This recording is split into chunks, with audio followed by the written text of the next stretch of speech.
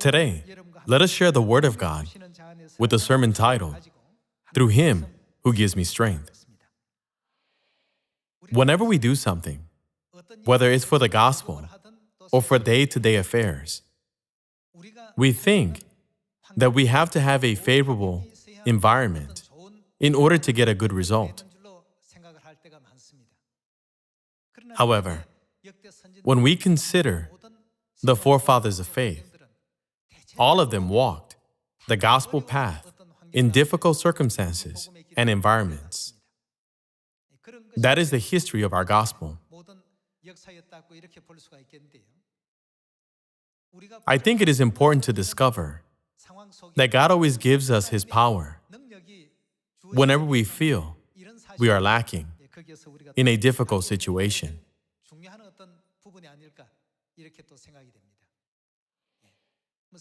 In world history, it's uncommon to find a hero or a great historical figure who came from favorable conditions, a good family, or a perfect environment.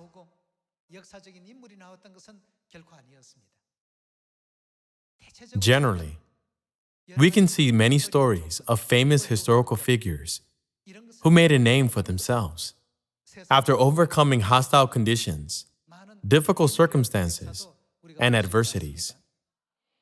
Even Julius Caesar of the Roman Empire, who is considered to be the father of Rome, suffered from epilepsy. He overcame his physical disability and fortified the foundation of the Roman Empire.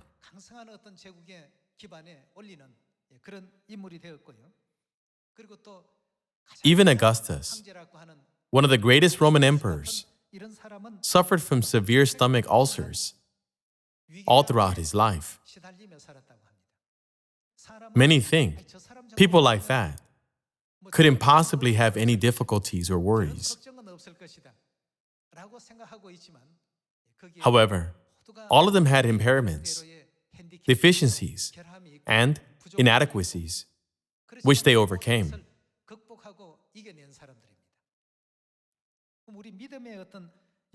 Furthermore, when we look back at the apostles of faith, Peter, John, and James, their circumstances and environment weren't the most favorable at that time.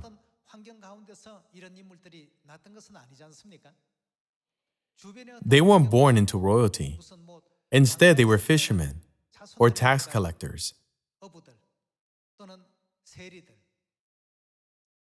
However, weren't they able to meet Christ in these surroundings? And through Him, did they have hope for heaven and become great examples of faith? I can't do this because I didn't go to Harvard. I didn't graduate from Seoul National University, so I'm not talented enough. It's better not to talk this way. Though we didn't go to the best universities on this planet, such as Harvard or Seoul National University, who is teaching us the wisdom to rule over the universe? People from Harvard learn from other people, and people from Seoul National University also learn from other people how to live only on this earth. But what are we learning right now? Aren't we learning all the laws and ways to live in the world of a higher dimension, in the vast and immense universe?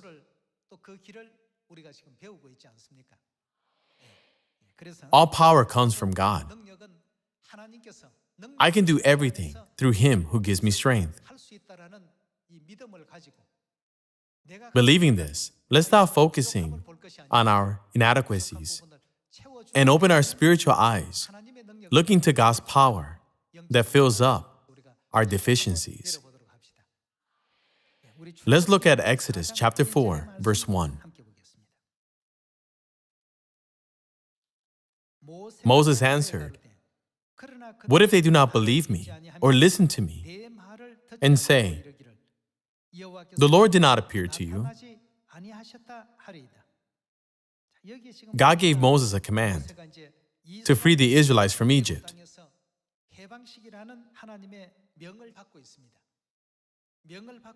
However, Moses thought he didn't have the power, strength, or ability to lead the people.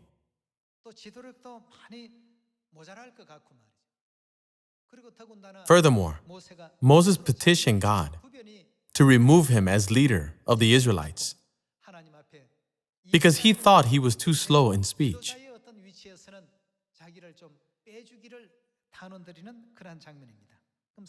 Let's look at chapter 3 to see what mission God gives to Moses.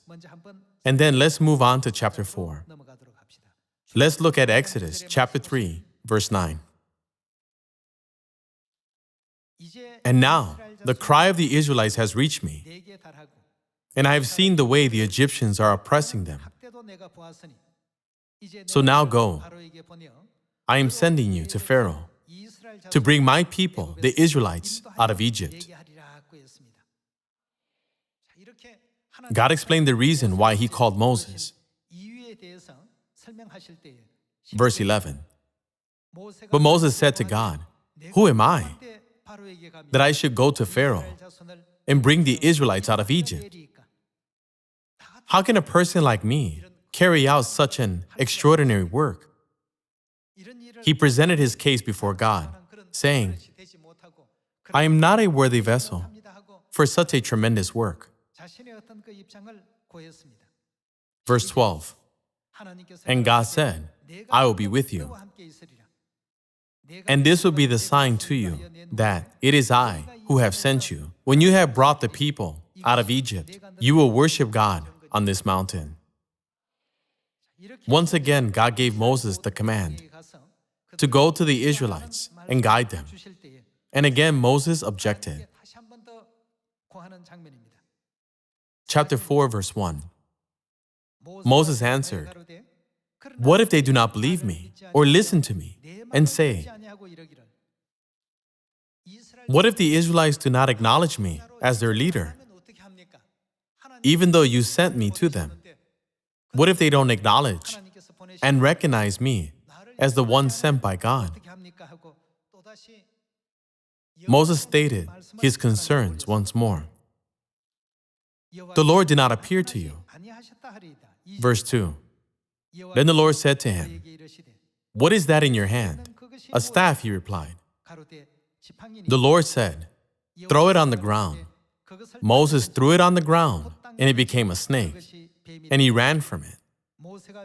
Then the Lord said to him, "Reach out your hand and take it by the tail." So Moses reached out and took hold of the snake, and it turned back into a staff in his hand. God reassured Moses by saying, "When I send you, I will also give you the ability to complete this mission." God said, "I have granted this ability to you." Then he asked Moses, "What is that in your hand?" "A staff," he replied. The staff was just an ordinary tool. But since God asked Moses to use it, doesn't it mean that God gave him abilities? It is the proof that God gave him abilities. When children cannot do something, supposing you have a 6-year-old child, would you give your child the keys to your car and ask, "Could you drive to the market and get me some groceries?" Who would ask such a thing? Errands are only entrusted to those who are able to carry them out. When God entrusts us with a task, doesn't that mean He has already prepared everything for us to carry it out?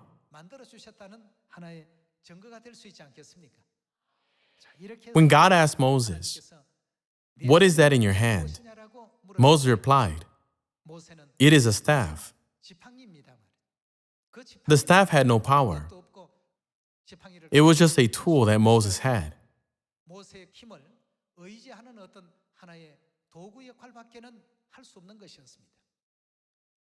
God said, throw it on the ground. And when Moses threw it on the ground, it turned into a snake. Moses was startled and tried to run from it. But then God said, reach out your hand and take it by the tail. So Moses took hold of the snake by the tail, and it turned back into a staff. God let him know, even through something small, that I have given you all the power to accomplish it. So don't worry and just do it. This is the meaning contained in God's command. Everyone, we are lacking in many ways, just like Moses. Moses was given a position of leadership and gained much wisdom from the Egyptian royal family. However, from the biblical standpoint, he was totally unqualified to lead the Israelites. So he was afraid. Will I be able to lead these people correctly? Will I be able to perform the role as a mediator between God and these people? Moses was afraid when he thought about his inabilities. We must never forget that when God asks us to do something, He has already given us the ability to do it. He doesn't ask us to produce good results because of a good environment. As children of Zion, we must believe that even when faced with unfavorable, negative, and difficult circumstances, God will surely give us the ability to overcome them.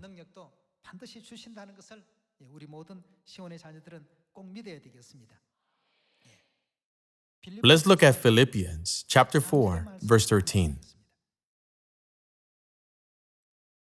I can do everything through Him who gives me strength.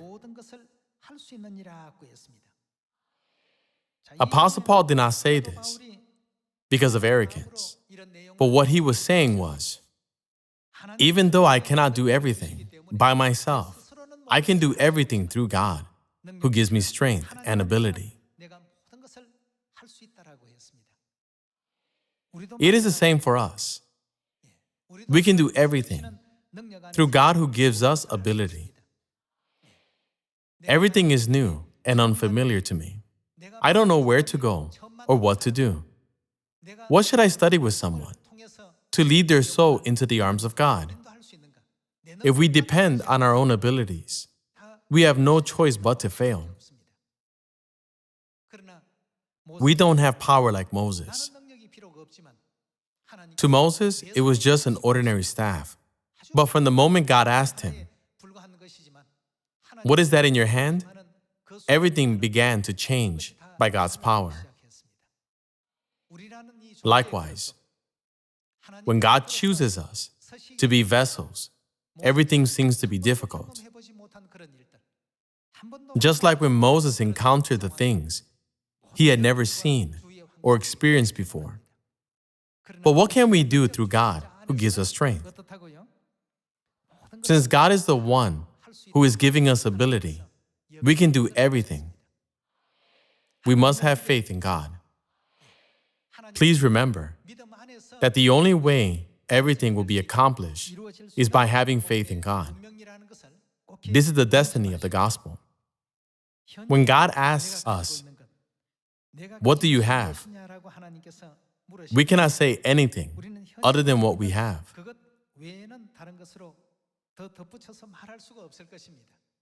However, shouldn't we always remember that God grants us ability beyond what we have?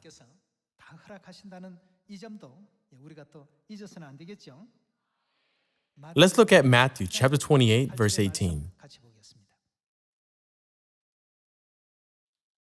Then Jesus came to them and said, "All authority in heaven and on earth has been given to me.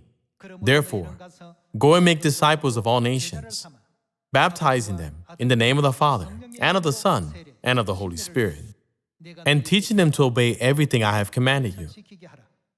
And surely I am with you always to the very end of the age." Jesus said, "Go to all nations." When God commanded Moses to go to the Israelites, He had many reasons not to. He knew that he was lacking in many ways. He told God that he was slow in speech, among other weaknesses. But God said, "Don't you know that I chose you? I didn't choose you because of your abilities. I didn't choose you because of your leadership skills or eloquence. It is because of your passion and special faith for God in the center of your heart." God sees what people cannot see within themselves and chooses people based on what He sees in them. Sometimes God chose Peter, sometimes John, and sometimes Matthew. Doesn't God choose people and grant them positions and missions based on things that are invisible to the world, but visible to God?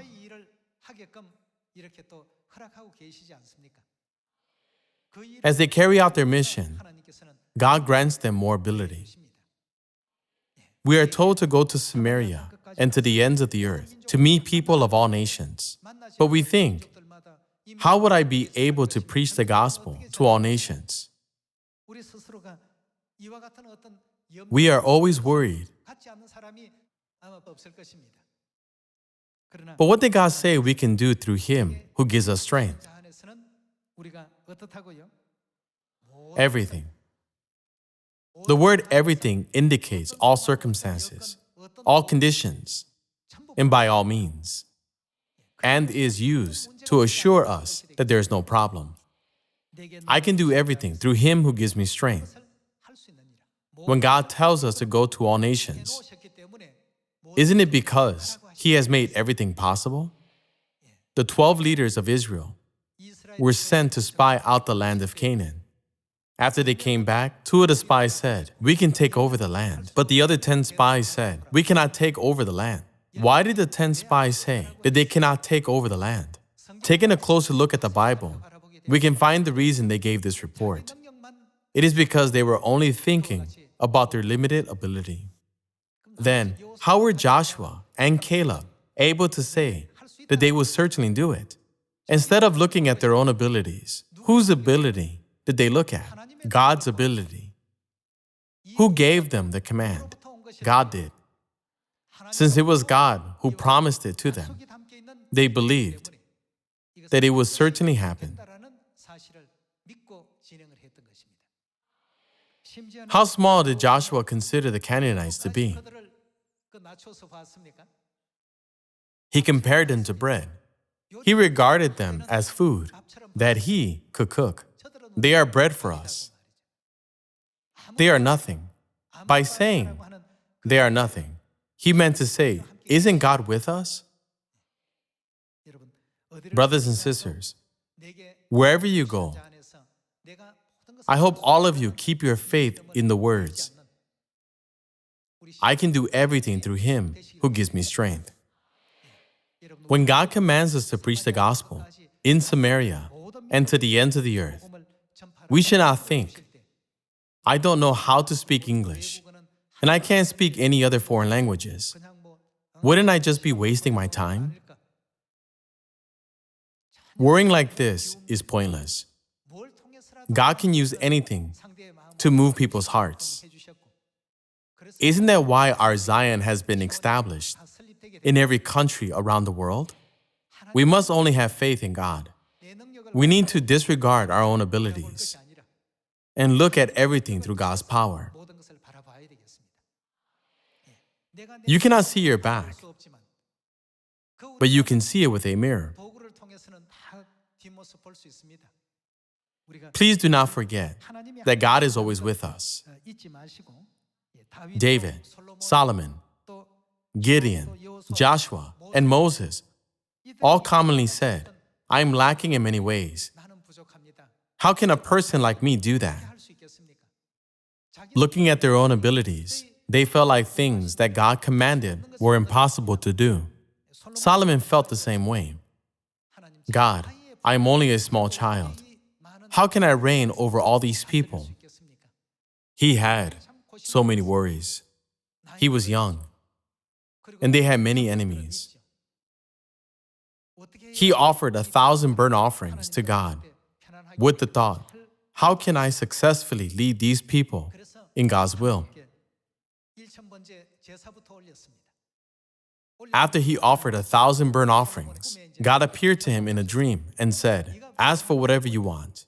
Since he made great effort in offering 1,000 burnt offerings, it was clear he had a strong desire for something. When God said, ask for whatever you want, he said, Lord, I am only a small child. How can I govern all these people? At the time, kings had to make judgments for difficult trials. Give me wisdom to judge righteously, so that your people may not suffer injustice. God was greatly pleased when he heard Solomon's wish. Solomon did not ask for honor or fame, but only for wisdom to make correct judgments for the people. When Solomon asked for wisdom, so that no one will suffer injustice, God said, since you asked for wisdom, I will also give you wealth, riches, and honor.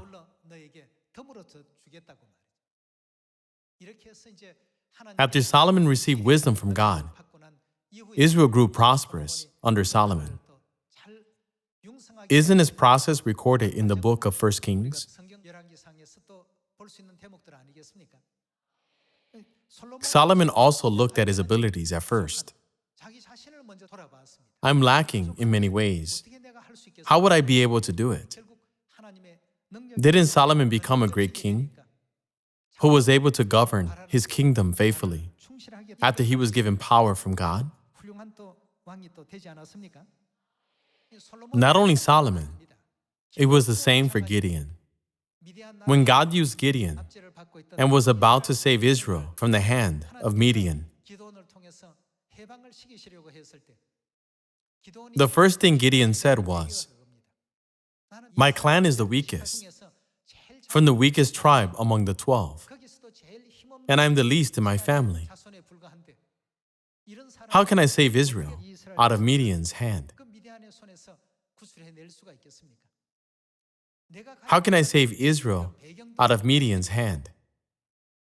With my poor background and abilities.